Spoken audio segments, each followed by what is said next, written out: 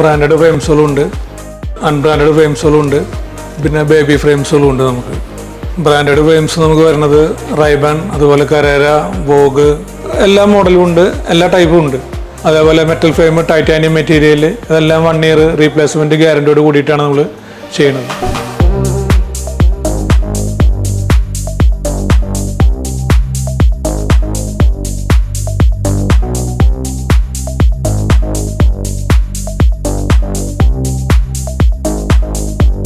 ഇതാണ് baby ഫ്രെയിമിൻ്റെ section പറയുന്നത്.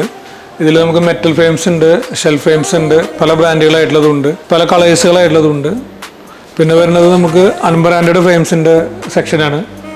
ഇതിൽ നമുക്ക് ഫ്രെയിംലെസ് ഉണ്ട്, ഷെൽ ഫ്രെയിം ഉണ്ട്, അതേപോലെ ഹാഫ് ഫ്രെയിം ഉണ്ട്, ഫുൾ ഫ്രെയിം ഉണ്ട്, ഏജ്ഡ് ആയിട്ടുള്ള ആൾക്കാർക്കുള്ള ഫ്രെയിംസുകളുണ്ട്.